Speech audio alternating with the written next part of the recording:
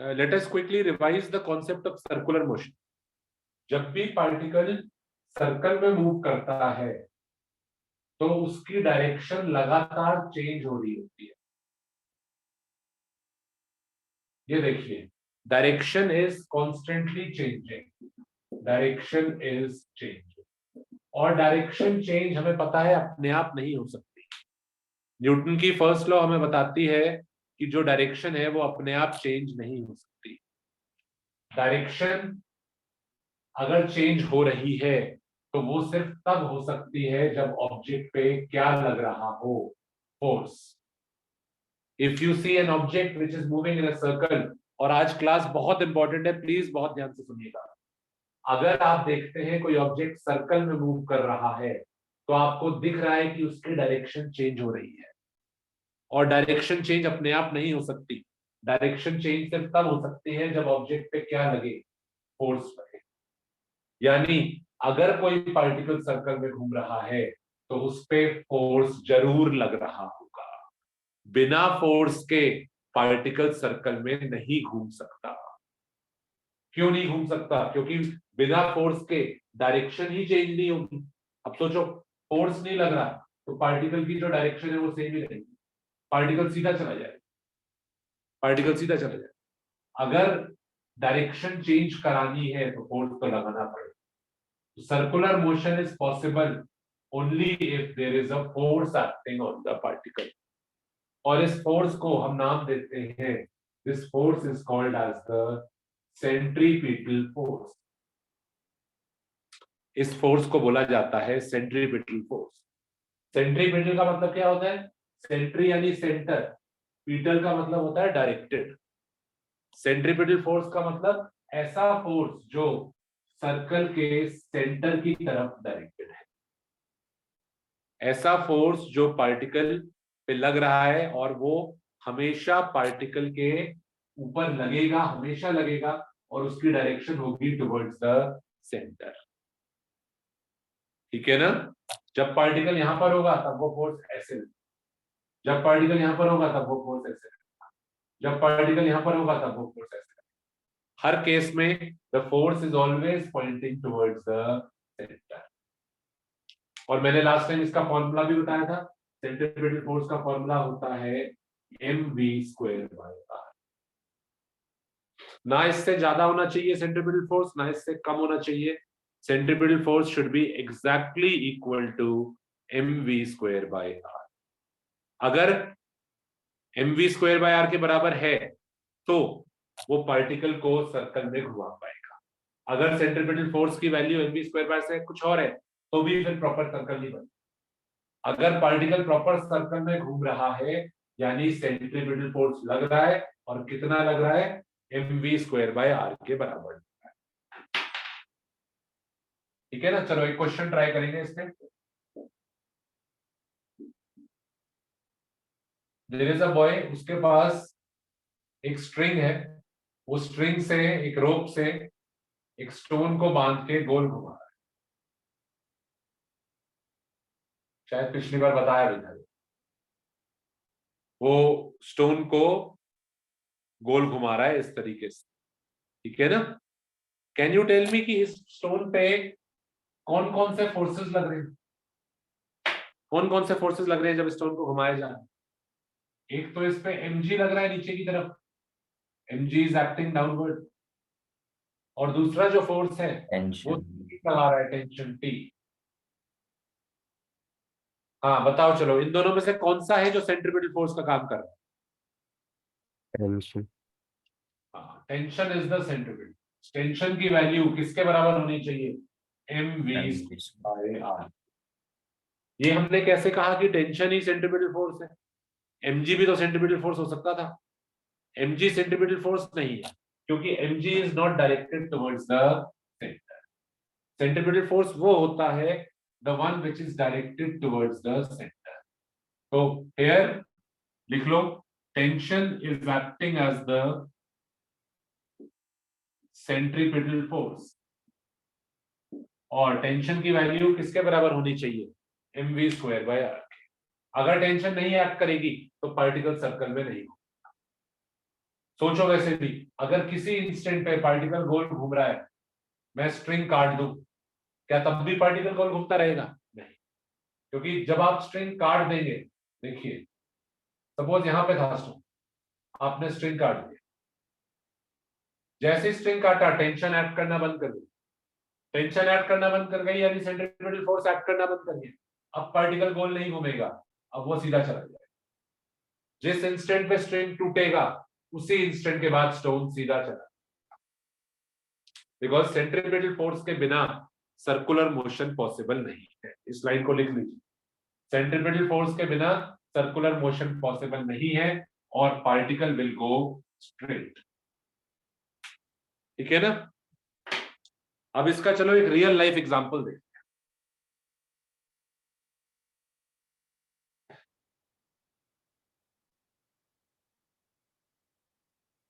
Late us check the next example.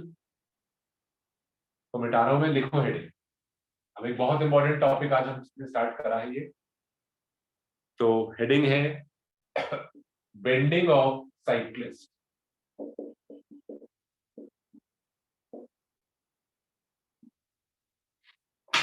मैंने आपके group पे ना इसकी इमेज भी शेयर करी थी, अगर आप ध्यान देंगे। कभी आपने बाइक रेसिंग देखी हो? बाइक रेसिंग, उसमें आपने नोटिस करा होगा जो बाइक वाले होते हैं वो बेंड करते हैं राउंड अबाउट पे, सीधे नहीं होते, वो बहुत ज्यादा बेंड करते हैं। जैसे देखिए साइकिल रेसिंग, साइकिल रेसिंग में जो साइक्लिस्ट है वो एक टर्निंग पे है, और टर्निंग पे अगर आप ध्यान से देखेंगे साइक्लिस्ट को तो ये सीधा नहीं है, ये हल्का सा बेंड हुआ है अंदर की तरफ। ये बेंड क्यों करते हैं? इस बार आगे वाले को देखो, you can clearly make out कि ये बेंड हुआ। तो ये साइकिल और ये बाइक्स बेंड क्यों करती हैं? What is the reason? ध्यान से समझो। सपोज करिए ये एक राउंड अबाउट है, ये एक साइकिल ट्रैक है, ये एक साइकिल वाला ऐसे जा रहा है, ये साइकिल वाला है, ठीक है ना, ये ऐसे जा रहा है। अब एक चीज हमें पता है, ये सर्कल में घूम रहा है, he is moving in a circle, सीधा तो जा नहीं रहा, सर्कल में घूम रहा है। सर्कल में पार्टिकल तभी घूम सकता है जब उस पर क्या लगे? सेंट्रीपिटल फोर्स लगे, और कितना लगे? mv²/r। बिना इस फोर्स के पार्टिकल सर्कल में नहीं घूम सकते, है ना? तो ध्यान से देखो, जब ये साइकिल वाला राउंड अबाउट पे होगा, इस पॉइंट पे, यहां पर मैं इसकी फिगर बना, ये साइकिल वाला था, देखो विजुअलाइज करो, ये साइकिल वाला था, ऐसे जा रहा था, ऐसे राउंड अबाउट पे टर्न ले रहा है ये, इस पॉइंट पे इसकी फिगर बना रहा हूं मैं, ये इसका व्हील है, ठीक है ना? और आपको ये समझ में आना चाहिए कि ये साइकिल वाला कैसे दिख रहा है। यहां से देखो, देखो कौन सा व्हील है, ये साइकिल है, आपको पूरी दिख रही है, ये दो व्हील्स हैं, ये इसका पीछे वाला व्हील होगा, ये आगे का। ये साइकिल वाला ऐसे जा रहा है और यहाँ पर ये टर्न लेगा, टर्न लेके ऐसे जाएगा, ठीक है ना? जब ये टर्न लेगा, टर्न ले रहा है ऐसे, तो ये हमें पीछे वाला व्हील दिखाई देगा। जो मैंने फिगर बनाई है, ये साइकिल का पीछे वाला व्हील है, ठीक है ना? ध्यान से देखो फिर से, आपको फिगर में ये समझ में आना चाहिए कि ये है क्या। कोई कहता है ये साइकिल थी, यहाँ पे साइकिल कहाँ गई? ये साइकिल का मेरे को पीछे वाला व्हील दिखाई दे रहा है।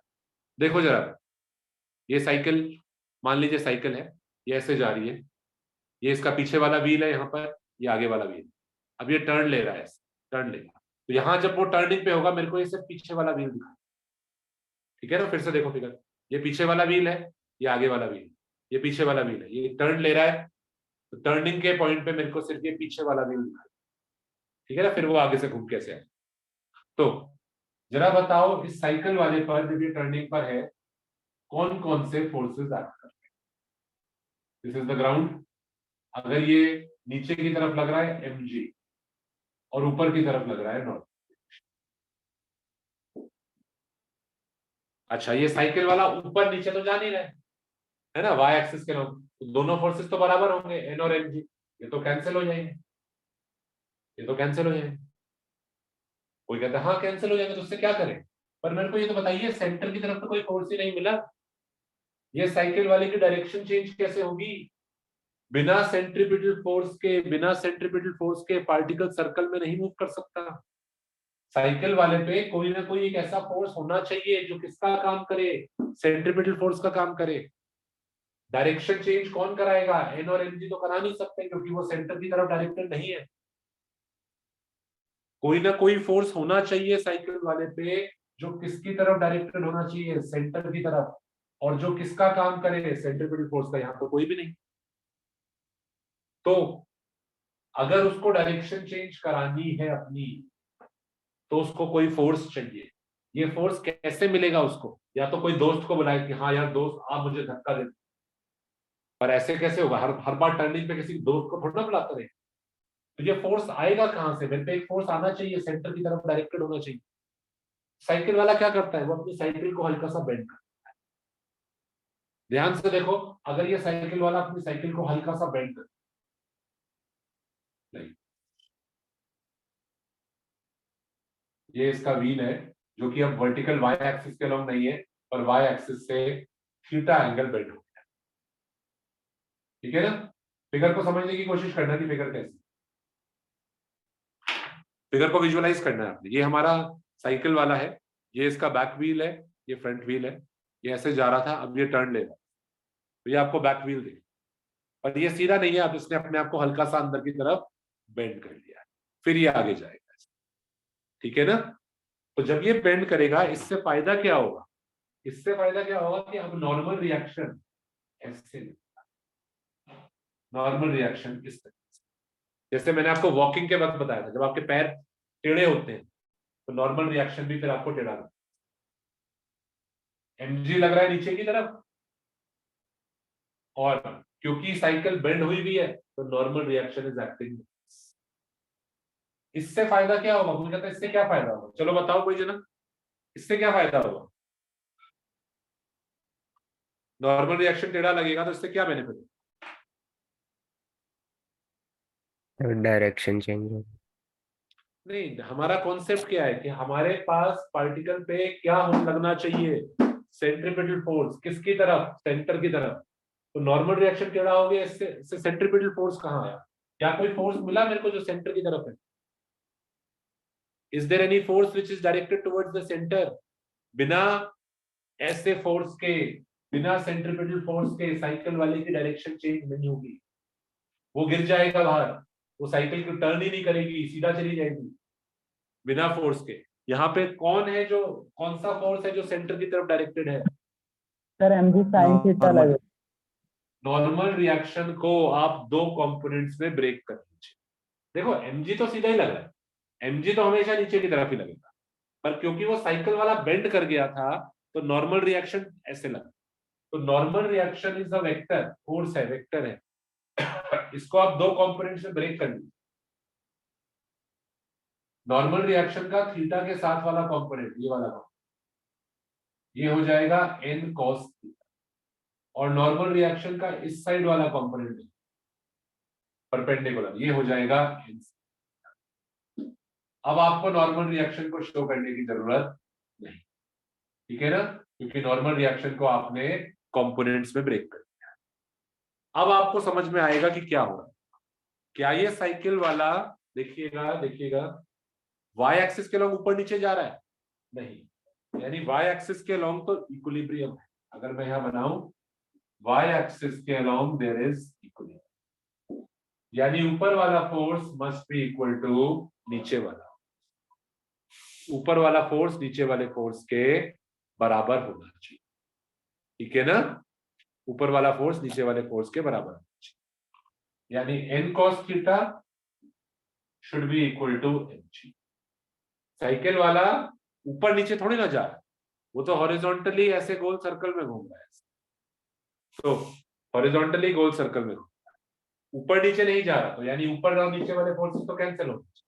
एन कॉस थीटा किसको बैलेंस करेगा? एम जी को। अच्छा, और क्या कोई सेंट्रीपिटल फोर्स है? क्या कोई ऐसा फोर्स है जो सेंटर की तरफ डायरेक्टेड है? हाँ, एन साइन थीटा डायरेक्टेड है। साइकिल वाले के बेंड करने का मोटिव क्या था? बेंड करने का मोटिव ये था कि बेंड करने से नॉर्मल रिएक्शन टेढ़ा हो जाए और नॉर्मल रिएक्शन का एक कंपोनेंट मेरे को मिल जाए जो कि किसकी तरफ हो? सेंटर की तरफ। अब ये कंपोनेंट मेरा सेंट्रीपिटल फोर्स का काम करेगा। It will provide me the centripetal force. कोई भी जना मेरे को जो सेंटर की तरफ एक्ट करेगा वो मेरी हेल्प कर सकता है, ठीक है ना। बेंड होने से n sin थीटा कंपोनेंट आ गया। n sin थीटा किसका काम करेगा? सेंट्रीपिटल फोर्स का। और सेंट्रीपिटल फोर्स का काम तभी कर सकता है जब इसकी वैल्यू किसके बराबर हो। तो n sin theta should be equal to mv square by r। जो साइकिल वाला होता है वो बेंड इसीलिए करता है जिससे कि नॉर्मल रिएक्शन टेढ़ा हो जाए, नॉर्मल रिएक्शन के दो कंपोनेंट्स आ जाए और उनमें से एक कंपोनेंट मेरे को सेंट्रीपिटल फोर्स प्रोवाइड करते हैं। मैं किसी दूसरे पे डिपेंड नहीं करना चाहता। मेरा कोई दोस्त आएगा जो मुझे साइकिल में धक्का देगा, हेल्प करेगा, कोई नहीं आने वाला। मुझे खुद ही देखना है अपना क्या करना है। तो जब मेरे को साइकिल में टर्न करना है मुझे सेंट्रीपिटल फोर्स चाहिए। कहां से आएगा सेंट्रीपिटल फोर्स? बेंड कर जाओ, आसानी से मिल जाए। बेंड कर जाओगे नॉर्मल रिएक्शन टेढ़ा हो जाएगा। टेढ़ा हो जाएगा, दो कंपोनेंट आ जाएगा। N cos theta M G को कैंसिल करता रहेगा, ठीक है, ऊपर नीचे तो मैं नहीं जाऊंगा। और एन साइन थीटा मुझे सेंट्रीपिटल फोर्स दे देगा जिससे कि मेरी डायरेक्शन चेंज हो जाए। तो N sine theta should be M we square by R, N cos theta should be M G. इन दोनों को लिखो। This is equation number 1, this is equation number 2। और दोनों को डिवाइड कर। Divide first equation by second, इसको इससे divide. n sin theta LHS by LHS, n sin theta divided by n cos theta is equal to RHS by R, mv square by R divided by m से n cancel हो गया, n से n cancel हो गया, formula आया tan theta is b square by r। This is the formula for bending of the cyclist। Label करिए, लिखिए और बताइए क्या डाउट है। इससे पहले लिख लो पूरा।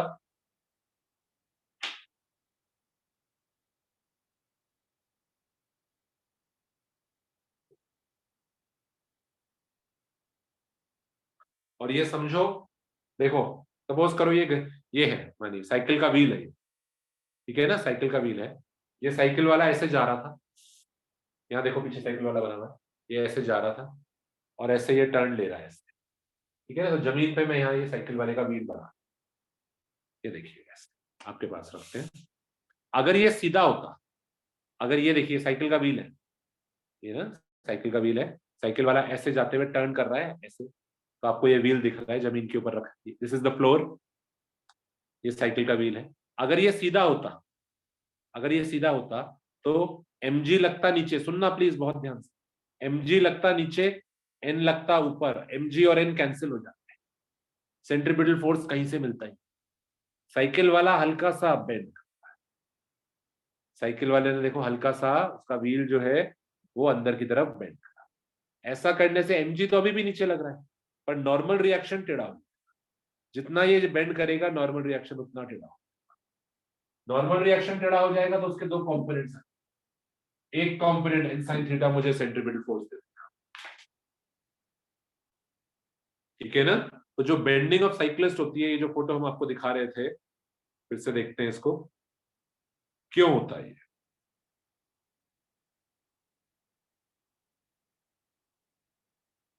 ये देखिए, ये साइकिल वाले हैं, ये जब राउंड अबाउट पे हैं, टर्निंग पर हैं, तो यू कैन सी ये साइकिल वाला सीधा नहीं है, इसकी साइकिल हल्की सी अंदर की तरफ ऐसे बेंड, वो बेंड इसीलिए हुई भी है कि जो ग्राउंड पे यहाँ पर नॉर्मल रिएक्शन लगेगा उसके दो कंपोनेंट्स हो जाएंगे और एक कंपोनेंट मुझे सेंट्रीपिटल फोर्स प्रोवाइड करेगा।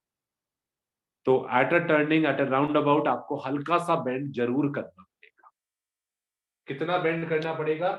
थीटा, उसका फॉर्मूला है tan theta is v square by r।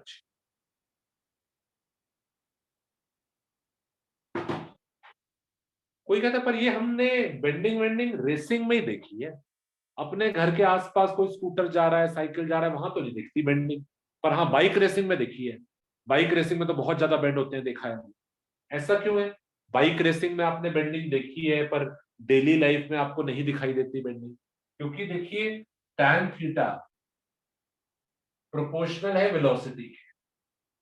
ये देखिए वेलोसिटी जितनी, सुनना यहाँ पर, वेलोसिटी जितनी ज्यादा होगी बेंडिंग एंगल उतना ज्यादा। वेलोसिटी जितनी ज्यादा होगी बेंडिंग एंगल उतना ज्यादा होगा। आपके घर के आसपास जो साइकिल स्कूटर वाले हैं उनकी स्पीड बहुत कम होती है। कितनी स्पीड है? 30 40 50 की स्पीड पे जा रहे हो, उतना भी नहीं होगा। तो वेलोसिटी उनकी बहुत कम होती है, तो बेंडिंग एंगल बहुत ही छोटा सा होता है। You can't even make out, हल्का सा बेंडिंग, पता भी नहीं चलता। बाइक रेसिंग में स्पीड बहुत ज्यादा, वेलोसिटी इज वेरी, ठीक है ना। जिन बच्चों का कैमरा ऑफ है उनको रिमूव कर देंगे, अभी बताएंगे भी नहीं, बीच में रिमूव कर देंगे, और नेक्स्ट टाइम फिर जब आप आओगे तब आपको पता चलेगा, ठीक है ना। मैं नाम नहीं को बोलूंगा। आपका कैमरा ऑफ है तो I remove you, I note down the name, इस बच्चे को रिमूव कर। अगर आपको क्लास अटेंड करनी है, अटेंडेंस से, नहीं चाहते हैं वैसे ही लीव कर जाओ, खत्म बात। तो बाइक रेसिंग में वेलोसिटी बहुत ज्यादा होती है। जब बाइक रेसिंग होती है तो वेलोसिटीज आर वेरी हाई। अब वेलोसिटी बहुत ज्यादा होती है, 90 100 110, तो वेलोसिटी बहुत ज्यादा होती है तो एंगल भी बहुत ज्यादा होता है। There you can clearly see, हाँ यार ये बेंड हुआ हुआ दिखाई दे। पर घर के आसपास स्पीड इतनी ज्यादा नहीं होती ना, तो आपको वेलोसिटी कम होती है, एंगल कम होता है, पता नहीं चलता। बाइक रेसिंग में वेलोसिटी ज्यादा है, एंगल ज्यादा है, पता चलता है, ठीक है ना। तो अगर क्वेश्चन आता है, देखो सिर्फ फॉर्मूला रट के मत जाओ। अगर क्वेश्चन आता है व्हाई डज साइक्लिस्ट बेंड, पहले तो हमें कॉन्सेप्ट समझ में आना चाहिए, साइक्लिस्ट बेंड क्यों करता है। कोई बच्चा आंसर करना चाहेगा इसका?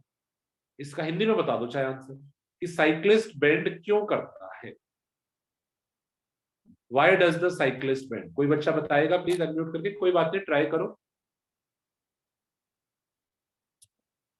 कोशिश करो।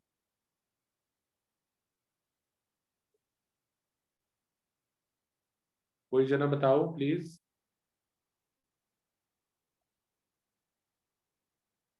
अरे सर बोलो यार। ताकि सेंटर की तरफ पहुंच जाए। हाँ, क्योंकि अगर बेंड नहीं करूंगा तो कोई फोर्स सेंटर की तरफ होगा ही नहीं, सेंट्रीपिटल फोर्स मिलेगा ही नहीं, साइकिल टर्न कर ही नहीं पाएगी। तो बेंड क्यों करता है? Why does the cyclist bend? So that normal reaction का एक कंपोनेंट आ जाए जो मुझे क्या प्रोवाइड कर दे, सेंट्रीपिटल फोर्स, जिससे कि साइकिल की डायरेक्शन चेंज हो पाए। अगर मैं बेंड नहीं करूंगा, सेंट्रीपिटल फोर्स नहीं होगा, साइकिल सीधी चलेगी। आप राउंड अबाउट पे हैंडल घुमा रहे हो, हैंडल घुमाने से कुछ नहीं होगा, साइकिल सीधी चलेगी, टर्न ही नहीं लेता, आप गिर जाओगे साइकिल से। आप घुमा रहे हो, इधर घूमने की कोशिश, साइकिल सीधा जा रही है, बाहर की तरफ गिर जाओ।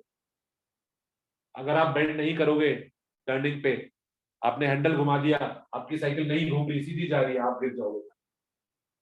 आपको कोई फोर्स चाहिए टर्न करने के लिए, टर्न ऐसे नहीं हो जाएगा। वो फोर्स कहां से मिलेगा? जब आप बेंड करो, जब आप बेंड करोगे तो ही नॉर्मल रिएक्शन का कंपोनेंट आएगा, वो आपको हेल्प करेगा, ठीक है। चलो क्वेश्चन ट्राई करते हैं। कोई डाउट है तो बताइए, इस फॉर्मूले में कोई डाउट, कोई कोई कॉन्सेप्ट में डाउट है तो बताइए।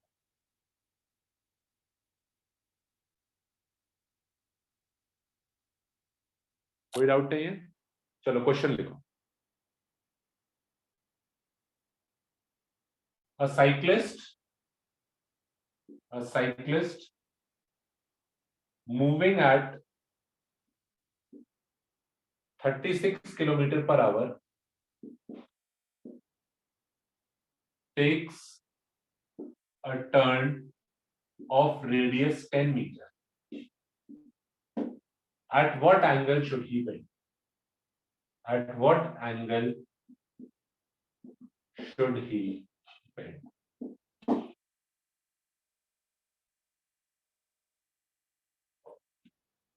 करिए, सर एक बोलना बार मत, क्वेश्चन रिपीट कर दो। चैट बॉक्स में रिप्लाई करना, सो दैट आई सी कि कौन बच्चे कर पाए। At what angle should he bend?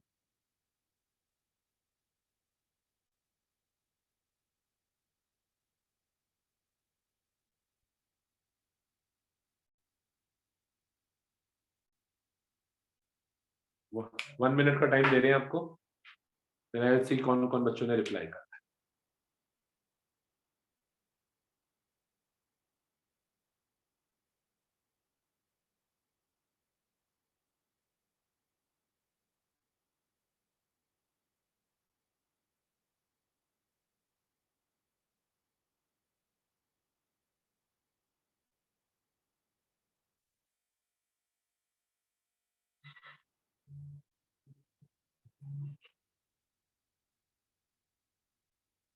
मुश्किल नहीं है, तुम लोग कर सकते हो ये वाला आसानी से।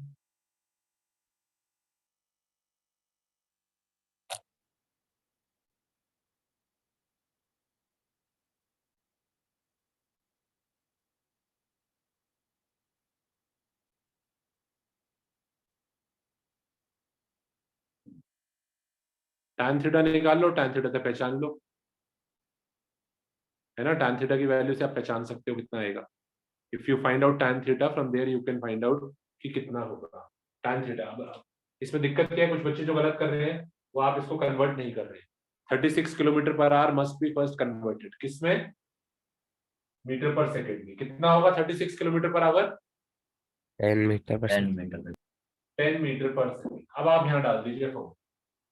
तो tan थीटा वुड बी इक्वल टू 10 का स्क्वायर 100 बाय रेडियस 10 है और g की वैल्यू भी 10 है। तो tan थीटा हमारा आ गया 1। यहां से हम पहचान सकते हैं tan थीटा की वैल्यू आ रही है 1, तो यहां से हम पहचान सकते हैं थीटा कितना होगा, थीटा वुड बी 45, यानी साइकिल वाला, बाइक वाला 45 डिग्री से बेंड। अगर बेंड नहीं करेगा तो क्या प्रॉब्लम होगी, अगर बेंड नहीं करेगा तो उस पर फोर्स नहीं लगेगा, वो टर्न नहीं कर पाएगा, उल्टा बाहर की तरफ गिर जाएगा या सीधा चला, बेंड नहीं कर। ठीक है, चलो अब आगे देखते हैं, आगे देखते हैं। यहां तक समझ में आया आपको। तो बाइक रेसिंग में या बाइक वालों के लिए कौन है जो उन्हें हेल्प करता है, नॉर्मल रिएक्शन का कॉम्पोनेंट। अब अगर हम बात करें, now let us talk about a car. अब ये बाइक नहीं है, अब हमारे पास कार है, कार रेसिंग होगी, कार रेसिंग भी होती है ना, जरूरत है ना बाइक रेसिंग। अब there is a car racing. Car racing में प्रॉब्लम क्या है, कार रेसिंग में क्या प्रॉब्लम है, कार तो बेंड नहीं हो सकती ना। अब सोचो ये बाइक नहीं है, अभी ये हम बाइक लेके चल रहे थे, अब ये एक कार है, कार आपका राउंड अबाउट पे जा रही है। कार में दिक्कत क्या होगी, कार तो बेंड नहीं कर सकती ना, कार थोड़ी ना ऐसे उड़ जाएगी एक तरफ से ऊपर। कार तो 4 व्हीलर है, कार थोड़ी ना बेंड कर जाएगी, 2 व्हील उसके ऊपर उड़ जाएंगे, ऐसे थोड़ी ना हो सकता। कार में क्या होगा, बाइक्स के लिए तो बहुत आसान है, लेकिन इजीली बेंड। 2 व्हीलर है, बाइक तो आसानी से बेंड कर जाएगी, साइकिल आसानी से बेंड कर जाएगी, बट अगर ये कार की बात करें, ध्यान से देखिए, अगर हमारे पास कार है, ये कार ऐसे जा रही है, देखो जरा कौन सा व्यू बनाऊंगा मैं, ये ऐसे जा रही है, तो ये कार का पीछे से कार को देखो, this is the back view of the car. ये उसके पीछे के 2 व्हील्स हैं, ये पीछे की उसकी लाइट्स है, और पीछे नंबर प्लेट होती है, ये वो पीछे वाली नंबर प्लेट। आपको व्यू समझ में आना चाहिए कार का व्यू कैसा। ये कार ऐसे जा रही थी और एक यहाँ पे अब इसने टर्न लिया हुआ है और ऐसे जाएगी आगे, तो इसको पीछे से देख। अब इस पे लग रहा है एमजी नीचे, इस पे लग रहा है एमजी नीचे, और इस पे लग रहा है एन ऊपर। कार रेसिंग में क्या करेगा, कार रेसिंग में तो कार वाला मुड़ ही नहीं पाएगा, कोई सेंट्रीपिटल फोर्स यहां मिल ही नहीं रहा हमें। तो लिखते हैं, चलिए हेडिंग है हमारा अगला, banking of roads. Banking of roads. Car में क्या करें, कार रेसिंग में क्या करें, कार रेसिंग में जो ट्रैक्स होते हैं या राउंड अबाउट पे जो ट्रैक्स होते हैं, उसमें कार बेंड नहीं कर सकती, तो क्या करो, रोड को ही टेढ़ा। सुनो बात को क्या बोल रहे, जो ये कार है ये बेंड नहीं कर सकती, ये ऐसा नहीं है कि कार कार देखो ऐसे नहीं कर सकती, car can not be like, है ना। कार ऐसे थोड़ी ना हो जाएगी हवा में से, ऐसे थोड़ी ना 2 पहियों पे ऊपर उठ जाएगी, है ना। कार तो नहीं उठ सकती, it can not bend, car can not bend. तो क्या करें फिर, कोई बात नहीं, कार बेंड नहीं कर सकती, आप सड़क को ही टेढ़ा, जो आपकी रोड है वही टेढ़ी। रोड जो है वो यहां से उठी थी, ये जो आपकी रोड है ये देखिए, अभी आपको फोटो भी दिखा, ये राउंड अबाउट पे जो किनारे पे रोड है वही किनारों से उठी भी है। उससे क्या होगा, जब रोड उठी भी होगी तो कार भी तो टेढ़ी हो जाएगी, ऑटोमेटिकली नॉर्मल रिएक्शन टेढ़ा रहेगा। ऑटोमेटिकली नॉर्मल रिएक्शन गिरा है। तो अगली जो मैंने आपको शेयर करी थी वो देखते हैं।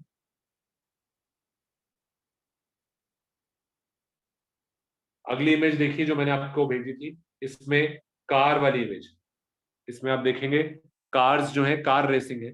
कार रेसिंग में जो ट्रैक है वो किनारों से ऊंचा है। अगर आप फिगर को समझने की कोशिश करो, ये कार रेसिंग का एक ट्रैक है। टर्निंग पॉइंट पे किनारे से जो ट्रैक है वो ऊपर उठा हुआ है, किनारे से ट्रैक ऊपर उठा। देखो ध्यान से समझना, थोड़ा टाइम लगा के इसको समझें। अगर मैं सड़क को लेवल रखता हूं, किनारे से नहीं उठा, तो क्या होगा? अगर मैं सड़क को किनारे से ना उठाऊं तो जब कार जाएगी इस तरीके से, प्लीज बहुत ध्यान से सुनो, कार पे सेंट्रीपिटल फोर्स तो मिलेगा ही नहीं कोई। There will be no centripetal force on the car. Centre की तरफ तो कोई फोर्स होगा ही नहीं। कार तो टर्न ही नहीं ले पाएगी, कार गोल नहीं घूम पाएगी, कार तो बाहर की तरफ चली जाएगी। आपने स्टीयरिंग घुमा दिया, गाड़ी नहीं घूम रही, बाहर की तरफ चली गई। और वैसे भी एक चीज सोचो, सिंपल सी बात, एक टर्म होती है inertia. There is a term called as inertia.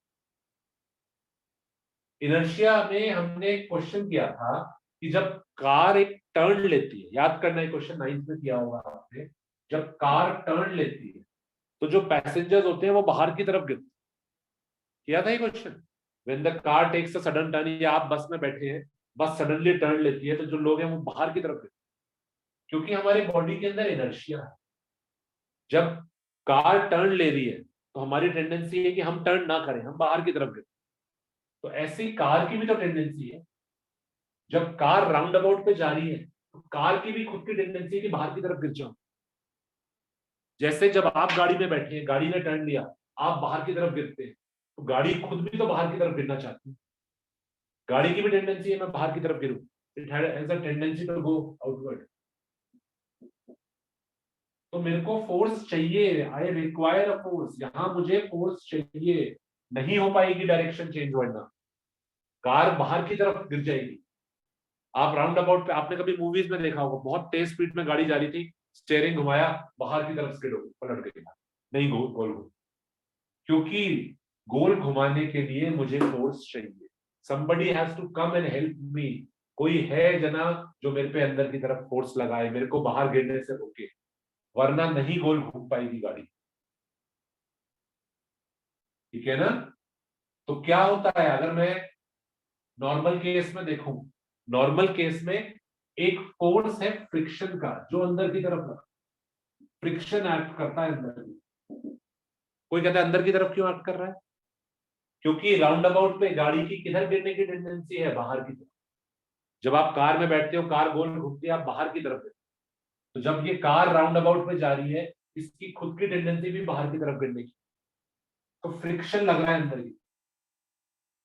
पर फ्रिक्शन बहुत ही कम है, फ्रिक्शन पे मैं रिलाई नहीं कर सकता। फ्रिक्शन हो सकता है किसी दिन बारिश हुई भी हो, बहुत कम हो, मैं फ्रिक्शन के भरोसे नहीं बैठा रह सकता कि हाँ भाई फ्रिक्शन मुझे सेंट्रीपिटल फोर्स प्रोवाइड कर। नहीं, friction may not be able to provide me the centripetal force. Centripetal force कितना चाहिए होता है? mv²/r। फ्रिक्शन जरूरी नहीं है मेरे को सेंट्रीपिटल फोर्स प्रोवाइड कर दे। मैं क्या करूं? मेरे बस की बात नहीं है, मैं और कौन सा फोर्स कहां से लाऊं? मैं गाड़ी वाला बेंड नहीं हो सकता, फ्रिक्शन इतना है नहीं कि वो मुझे रिक्वायर्ड सेंट्रीपिटल फोर्स प्रोवाइड कर दे। तो क्या किया जाता है? जो सड़क है उसी को उठा दिया जाता है। देखिएगा,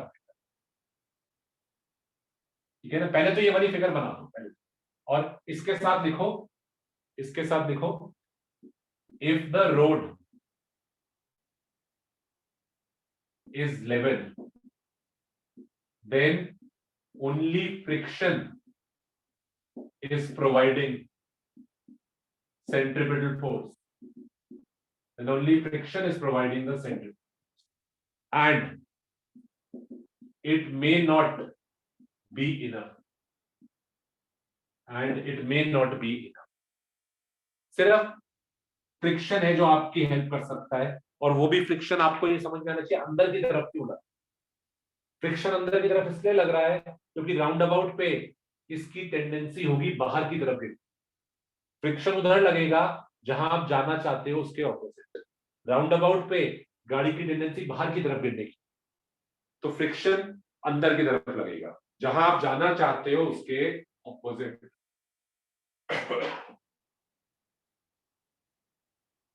बनाओ, ये फिगर बनाओ।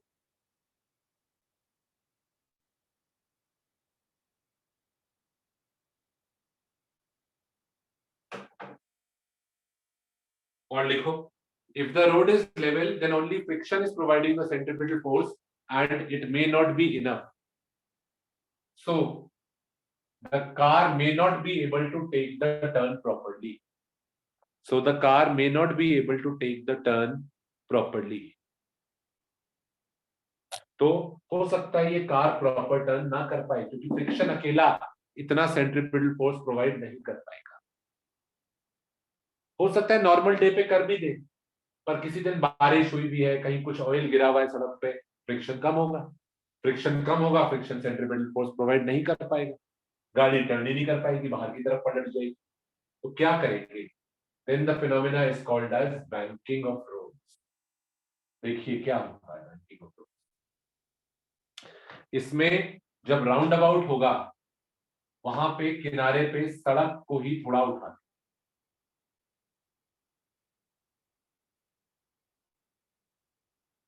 ये देखो राउंड अबाउट वाले एरिया में जो सड़क है उसी को हमने उठा दिया किनारे से। ये देखिए the road itself is tilted, किनारों से रोड उठी हुई। इस चीज को बोलते हैं बैंकिंग ऑफ, किनारे से रोड को उठाना, that is called as banking. अब जो गाड़ी जा रही होगी, जरा व्यू समझो कैसे, कार ऐसे जा रही थी, ऐसे इधर, तो आप कार को पीछे से देख रहे, ये कार का बैक व्यू, ये पीछे उसकी नंबर प्लेट, ये कार ऐसे जा रही। अब देखिए, अब आपको फोर्सेस मिल जाएंगे, अब आपको अकेले फ्रिक्शन पे रिलाई करने की जरूरत नहीं। देखते हैं कौन कौन से फोर्स। नीचे लग रहा है mg, नॉर्मल रिएक्शन टेढ़ा हो जाएगा, नॉर्मल रिएक्शन टेढ़ा,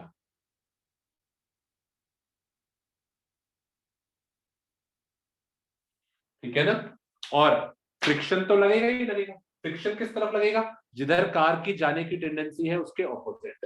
राउंड अबाउट पे गाड़ी की टेंडेंसी बाहर की तरफ गिरने की। जब भी राउंड अबाउट पे होते हैं, हम गाड़ी में बैठे हैं, आपने नोटिस करा होगा जब आप गाड़ी में बैठते हो राउंड अबाउट पे, आप बाहर की तरफ गिरने की टेंडेंसी होती है, तो गाड़ी की भी खुद की भी टेंडेंसी है बाहर की तरफ गिरने, तो फ्रिक्शन अंदर की तरफ लगेगा। इसके व्हील्स पे फ्रिक्शन विल एक्ट अंदर, friction will act like this, friction अंदर की तरफ। नॉर्मल रिएक्शन सरफेस के परपेंडिकुलर लग रहा है और mg नीचे लग रहा है। These are the three forces acting on the particle। बनाइए प्लीज और बताइए क्या डाउट है। This is very important derivation in your syllabus, banking of road. ठीक है ना, बैंकिंग ऑफ रोड्स का मतलब रोड को ही आपने टिल्टेड बना रखा है। ठीक है, अब देखो कैसे करें। ये एंगल अगर थीटा था, if this angle was theta, एक एक करके देखते हैं, ये एंगल भी थीटा होगा, ऑल्टरनेट इंटीरियर एंगल। अगर ये एंगल थीटा है तो ये वाला जो बचेगा ये 90 माइनस थीटा, क्योंकि ये टोटल 90 होना चाहिए। नॉर्मल रिएक्शन जो है वो सरफेस के परपेंडिकुलर होता है, ये टोटल एंगल 90 होना चाहिए। अगर ये वाला थीटा है तो ये वाला 90। अच्छा, अगर ये 90 माइनस थीटा है तो ये वाला थीटा, क्योंकि अगेन y एक्सिस और x एक्सिस के बीच में टोटल एंगल 90 होता है। ये 90 माइनस थीटा है तो ये वाला थीटा। ठीक है ना, तो ये आप फिगर ड्रॉ करो और अब देखो आपके कौन कौन से फोर्सेस हैं जो सेंटर की तरफ आ रहे हैं। This is one of the most important derivation.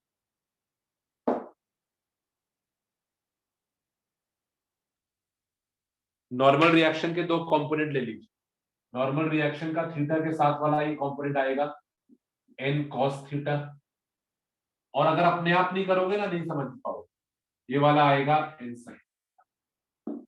तो नॉर्मल रिएक्शन को अब हमें शो करने की जरूरत नहीं है क्योंकि मैंने नॉर्मल रिएक्शन के दो कंपोनेंट ले दिए. ऐसे ही फ्रिक्शन को भी कंपोनेंट में ब्रेक करो, ये अपने आप ट्राई करो. फ्रिक्शन के दो कंपोनेंट्स लो.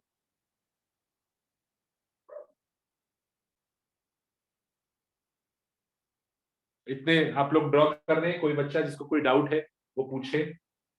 सड़क को ही हमने किनारों से ऊंचा कर रखा. क्या डाउट है this concept of banking approach?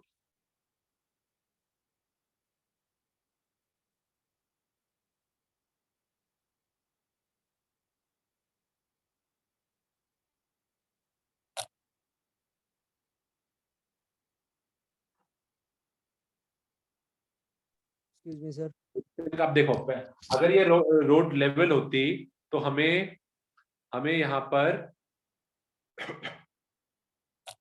Centripetal force में सिर्फ फ्रिक्शन मिलता, पर अब हमें यहाँ पे सेंट्रीपिटल फोर्स में फ्रिक्शन के साथ एक जना और मिल. अब मुझे सेंट्रीपिटल फोर्स में एक जना और मिल रहा है फ्रिक्शन के साथ. कौन कौन है? दो लोग मुझे सेंट्रीपिटल फोर्स दे पा रहे हैं. ध्यान से देखिए, फ्रिक्शन के जब आप कंपोनेंट लेंगे, फ्रिक्शन का एक ये वाला कंपोनेंट होगा थीटा के साथ. कोई बताएगा ये कौन सा कंपोनेंट होगा?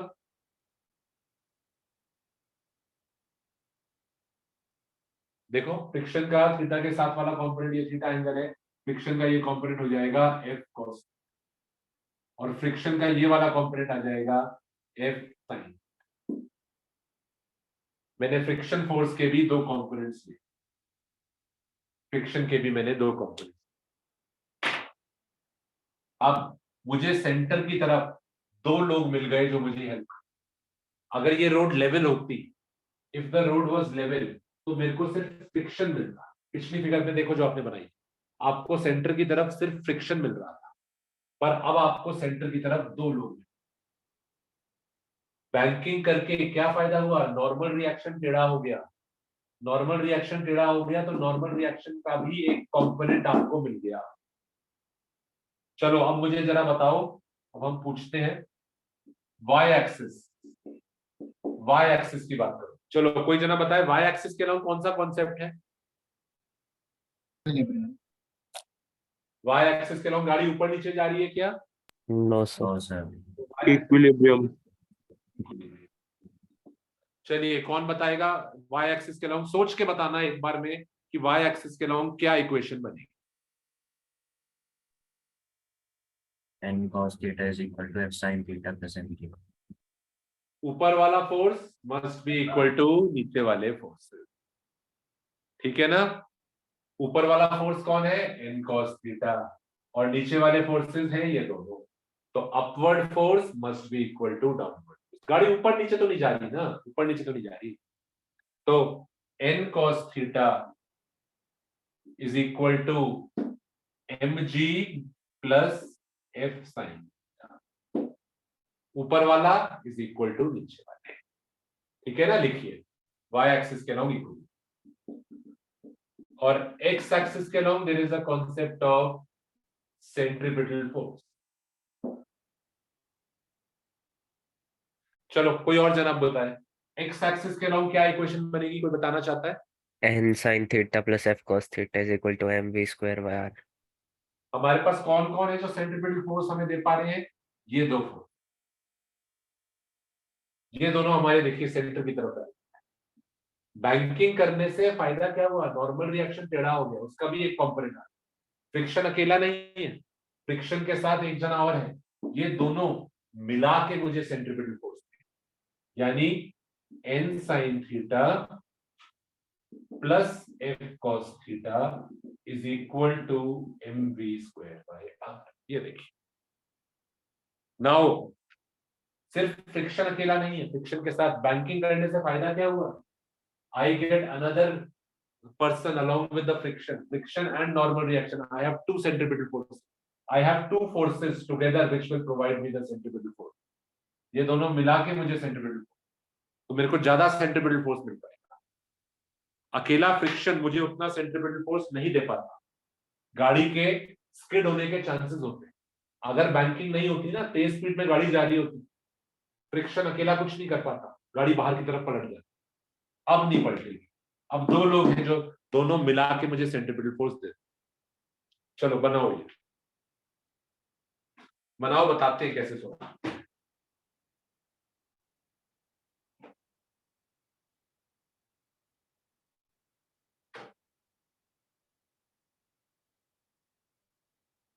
फ्रिक्शन को पुट कर देते हैं। फ्रिक्शन का फॉर्मूला हमें पता है, friction is equal to mu N. तो जहां जहां फ्रिक्शन आ रहा है वहां वहां आप म्यू एन पुट कर दो। ये देखो, यहाँ आ रहा है, यहाँ आ रहा है, फ्रिक्शन को पुट कर रहा हूं मैं म्यू एन, और यहां पर भी फ्रिक्शन आ रहा है, तो इसको मैं पुट कर रहा हूं म्यू एन। ठीक है ना, मैंने फ्रिक्शन को पुट कर दिया है mu N.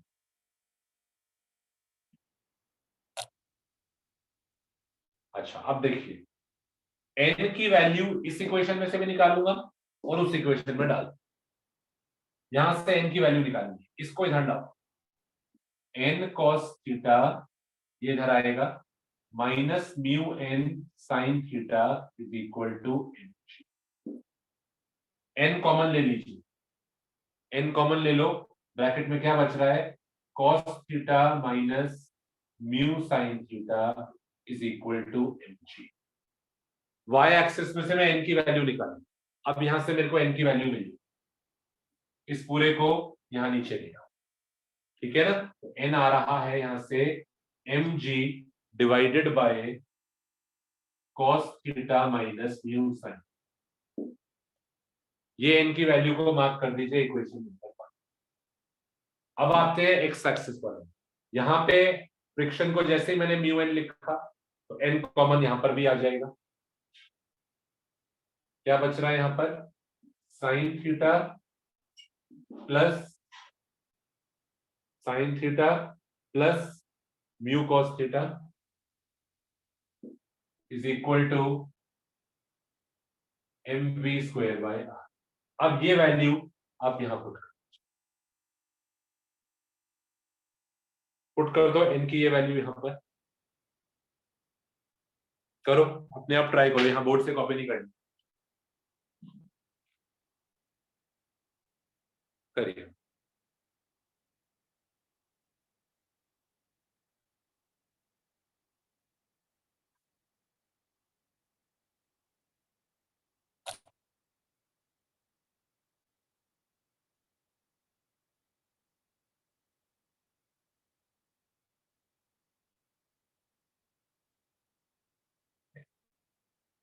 As it is an की वैल्यू यहां डाल,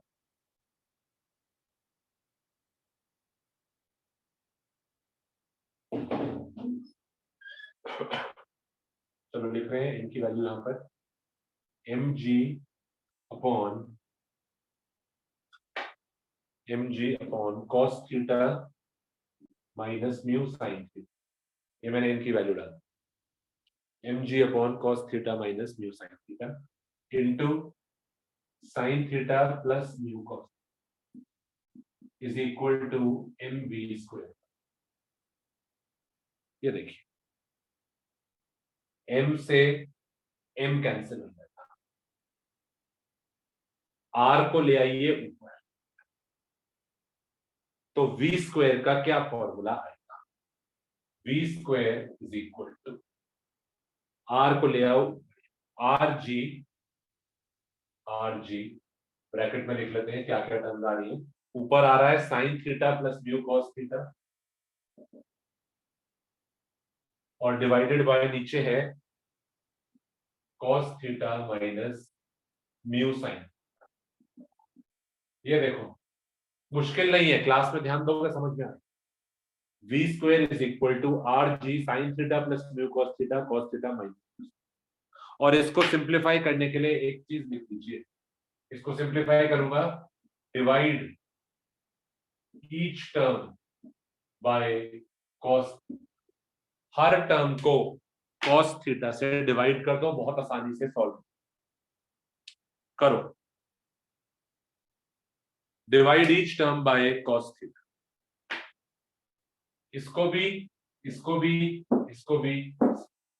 ब्रैकेट में जो चारों टर्म्स हैं, चारों टर्म्स को जरा बोर्ड पे से मत देखो, अपने आप करो, मैंने अभी नहीं लिखा है, मैं सिर्फ बता रहा हूं आपको। चारों टर्म्स को cos थीटा से डिवाइड करना है।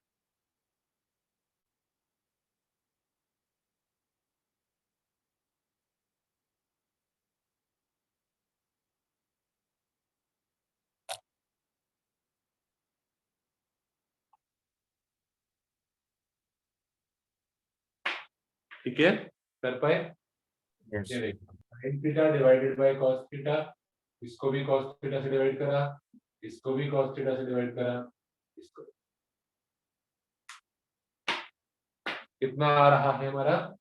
v square is equal to r g, bracket में sin theta by cos theta हो गया tan थीटा, प्लस ये तो cos थीटा पूरा पूरा कर दिया, डिवाइडेड बाय cos थीटा हो गया 1 माइनस म्यू tan।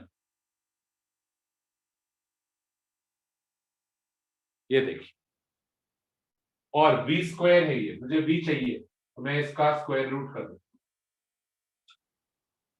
ये हमारा फाइनल फॉर्मूला।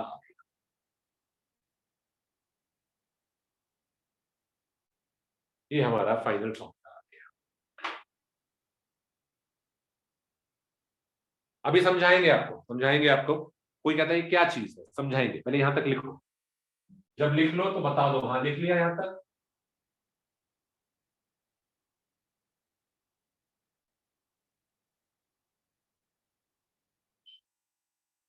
ये v आया है, कार की वेलोसिटी आई है, कोई कहता है क्या चीज है, भाई वेलोसिटी क्या है, कौन सी वेलोसिटी? इस वेलोसिटी को बोलते हैं maximum safe velocity. This velocity is called as the maximum safe velocity. क्या मतलब है इसका, सुनो अब सुनो। ये वो वेलोसिटी है जिस वेलोसिटी से आप गाड़ी को सेफली चला सकते हो। ये वो वेलोसिटी है जिस वेलोसिटी से आप गाड़ी को सेफली चला सकते हो बिना गाड़ी के बाहर पलटे। कौन कौन है जो आपकी हेल्प कर रहे हैं? n sin थीटा और f cos थीटा दोनों आपकी हेल्प करेंगे, और आप गाड़ी को इस स्पीड तक आराम से चला सकते हो।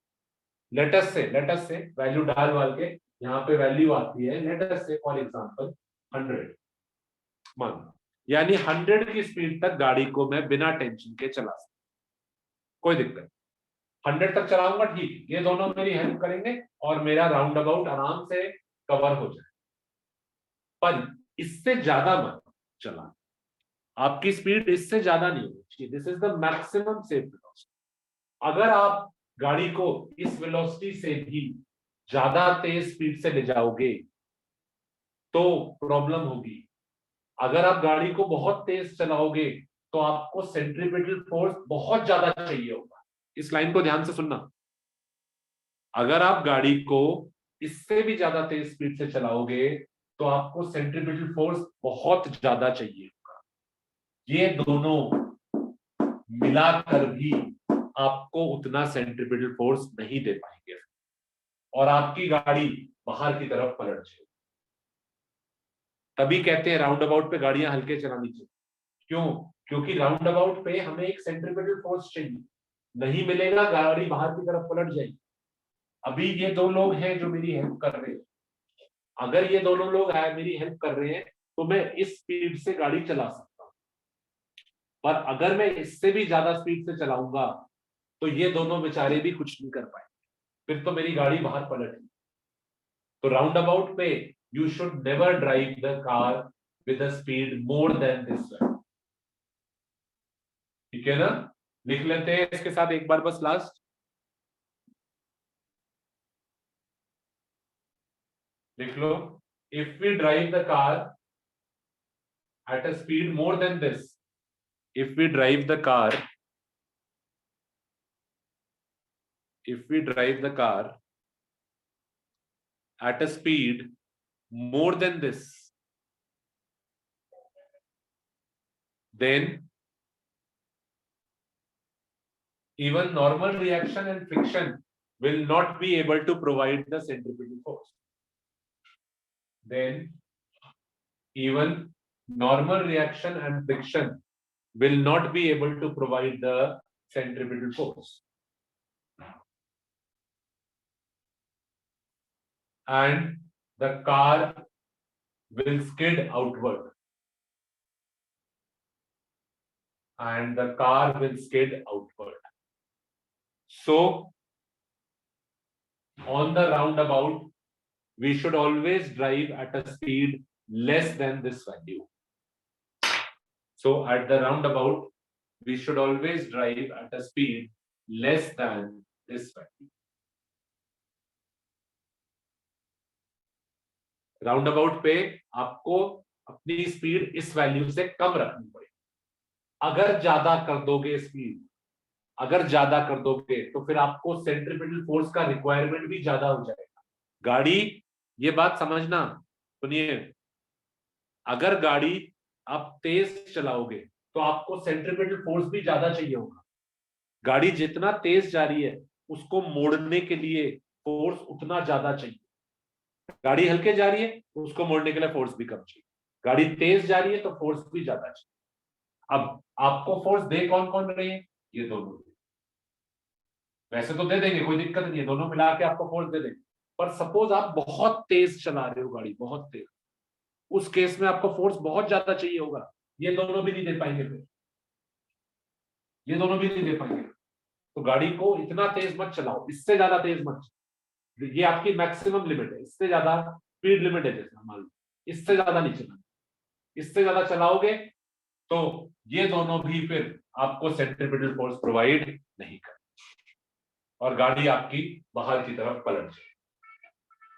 तो ये एक बहुत इंपॉर्टेंट डेरिवेशन थी। बैंकिंग ऑफ रोड्स पर मैक्सिमम के स्पीड से गाड़ी चलाई। This is the maximum speed जिससे हम चला। कभी नोटिस करिएगा, प्लीज सुनिए, लास्ट चीज, कभी कोई वीडियो देखना रेसिंग ट्रैक का, वहां पे आपको रोड्स में बहुत ज्यादा बैंकिंग, और अपने आसपास भी जब आप कोई राउंड अबाउट पे जाएंगे नेक्स्ट टाइम, कोई गोल चक्कर होगा ना, वहां पे रुक के अगर आप देखेंगे तो आपको दिखाई देगा कि सड़क हॉरिजॉन्टल नहीं। कोई राउंड अबाउट होगा ना, राउंड अबाउट में रोड किनारों से उठी हुई, किनारों से उठी हुई,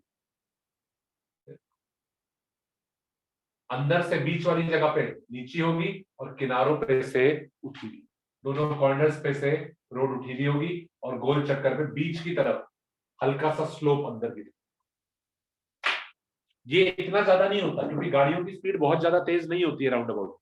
रेसिंग ट्रैक्स में हाँ बहुत ज्यादा, रेसिंग ट्रैक्स पे स्पीड ज्यादा होगी तो बैंकिंग भी ज्यादा है, वहां पे आपको नोटिस होगी। पर अगली बार किसी गोल चक्कर पे जाओगे देखना, गोल चक्कर पे सड़क अंदर की तरफ स्लोपिंग, हल्की सी बैंकिंग करी जाती है, 10-15-20 डिग्री की बैंकिंग करी।